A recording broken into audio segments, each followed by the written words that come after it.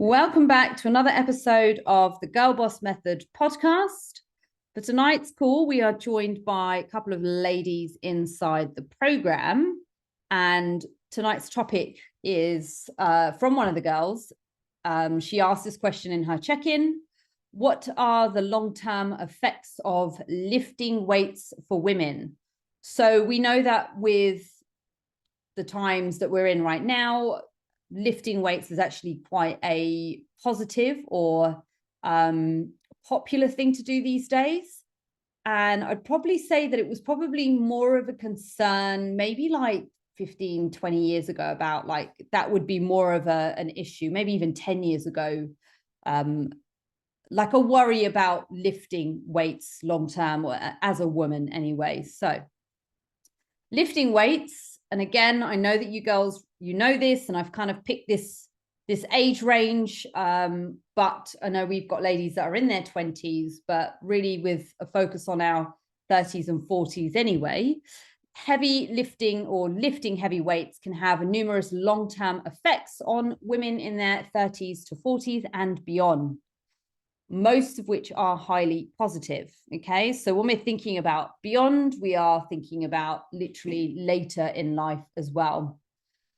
So we're thinking about here is, again, some of the benefits. You've got increased muscle mass. So lifting heavy weights stimulates muscle growth, which is particularly beneficial as women age and naturally lose muscle mass. Unfortunately, that will happen. However, by engaging in that activity of lifting weights, you can help maintain the strength, stability, and overall physical function. So strength is really, really important. And it's not just about being able to shift, heavy things or lift heavy things. Strength is so important to keep on top of as we age as well. And so I know it sounds mega boring, but like thinking about yourself being sort of 80 years old in the kitchen, being able to lift heavy pots of water, for example, just even as something as simple as that, that's really important. Having stability as well. So again, we're thinking about walking function and just overall physical function. It's going to be really important for. And this one I feel like is not talked about enough, but it's improved bone density.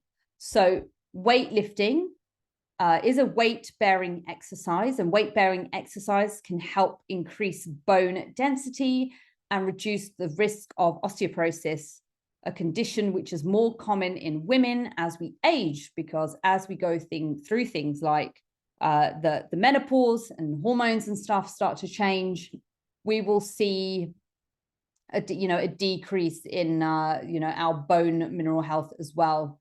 So heavy weightlifting, particularly exercises that load the bones, such as squats, deadlifts, overhead presses, these can stimulate bone growth and increase bone density. This will help reduce the risk of osteoporosis and bone fractures. So not only is the act of having strong bones and lifting to maintain our bone health, the strength for our bones, but also nutrition is going to play a part in that as well.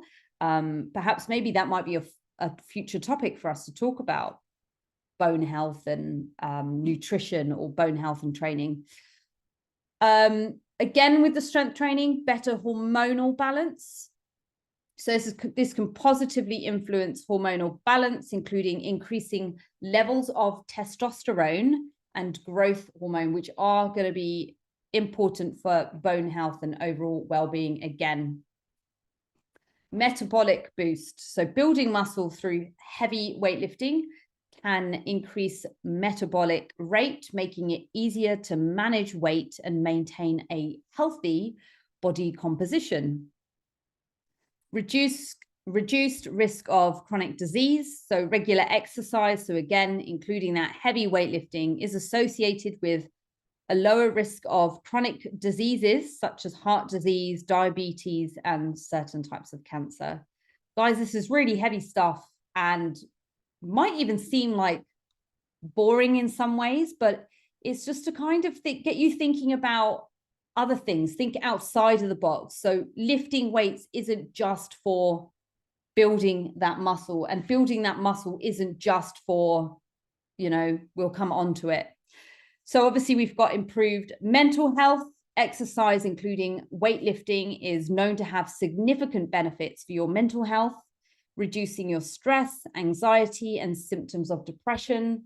So there's just no better feeling anyway than being able to just feel accomplished after doing a weights session. So after lifting, getting a PB, or even if you don't get a PB, but you just feel as though that resistance, you're able to really get a good pull from it. That can just really help you feel good.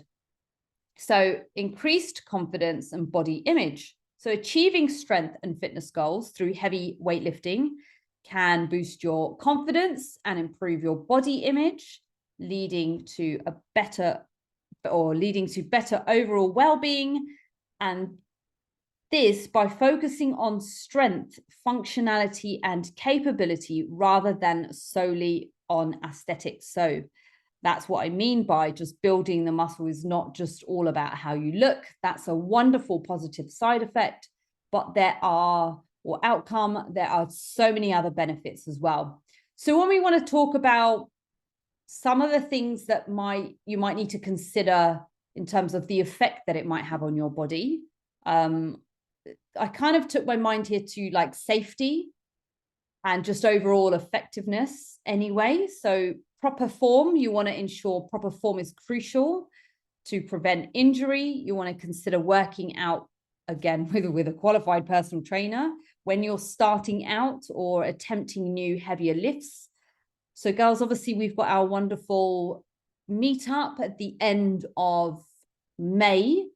I really hope that you can all make it, but we will definitely have a look at trying to get some PBs or have a look at your form and that sort of thing as well. So that just gives us the opportunity to look at new things as well. And gradual progression. So progressively increasing your weight and intensity over time is essential for avoiding overtraining and injury. So you know your body best. Give yourself adequate rest and recovery in between sessions. So there is honestly no added benefit to training weights 6 times a week. I know that's very different when it comes to people's sports, or if they've got a very, very specific, a specific sport that they do. And it might well be that they need to be training that much. But for most of us, we don't need to do that. 3 to 4 times a week is ideal, is perfect. That's absolutely, you don't need to do any more than that. So obviously you want a balanced program. So you want to incorporate a balanced exercise routine that includes not only the heavy weightlifting, but also cardiovascular exercise, flexibility training, and restorative practices like yoga and meditation. So it's not just all about hammering the weights. Nutrition and hydration. So you want to ensure that you have adequate amounts of that, and these are going to be essential for supporting your muscle growth, your recovery, and your overall health. So you want to ensure that you're consuming enough protein, healthy fats, carbohydrates, and staying well hydrated. And ladies, I want to draw your attention to the healthy fats. And I think it's really important that we are mindful of this as well. For those of you that are on a specific calorie target and protein target, once you've really worked at nailing that, then we can start thinking about fats and carbs and trying to fit that a little bit better as well, and making sure that they are specific to your goals. And it's really important to ensure that we've got a good healthy fat intake, especially for our hormones as well. So this is actually quite a short training today or topic today. So ideally a well-rounded fitness routine you need to incorporate elements of heavy weightlifting, and it's good to ensure that cardiovascular exercise and movement variety are also not neglected. So this is going to help with that well-balanced routine. So cardiovascular exercise is crucial for maintaining heart health, supporting weight management, and can also enhance mood, reduce stress, and boost overall well-being. So cardiovascular exercise can include things like your HIIT training, your running, your cardiovascular specific activity that you do in the gym. So again, treadmill, your bike, cross trainer, your ski erg. There's all sorts of ways of improving your cardiovascular exercise or cardiovascular health. And also not forgetting classes. So classes, again, you've got things like Zumba and Body Attack. So there's lots of ways of improving your cardiovascular health in, making it fun as well. And again, when it comes to movement variety, this is going to help contribute to improved mobility, balance, core strength, stress reduction, injury prevention, and overall well-being through diverse engagement within your body and your mind. And again, I'll take it to when we're thinking about activity outside of lifting weights. So yes, you've got all your sort of cardio exercise, but you've also got mobility work as well. So whether that's specific mobility exercises that you do at the beginning or the end of your workout or on specific days, there are other types of exercise that we can explore as well. So I did mention yoga, but I'm a big fan of Pilates. I think Pilates is such a fun way of ticking all those different boxes. Again, it's not going to have the same progressive overload or, muscle enhancing effects that you'll get from doing specific lifting in the gym or heavy lifting in the gym. Same goes for any other classes as well. These are great at just trying to build your overall or maintain your overall strength, but they're not really going to be enough to build lean muscle tissue. So it's always good to ensure that you are within your program, within your training, somewhere in the week, whether you like all types of exercise or not. It's really important to try and get doing some lifting as well. So thank you so much for listening.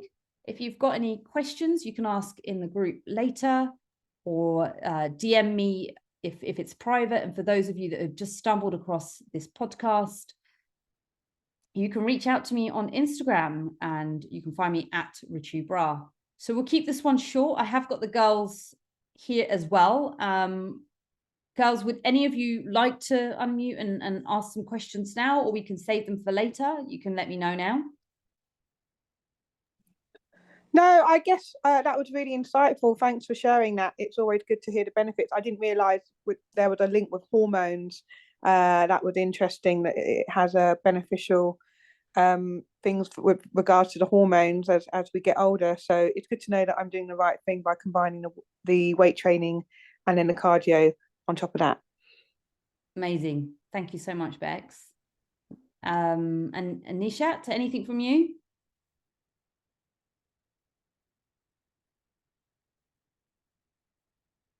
I'm going to take the silence as all good. So thank you so much for listening, ladies. And yeah, send me a message if you've got any further questions, and we'll see you here next time.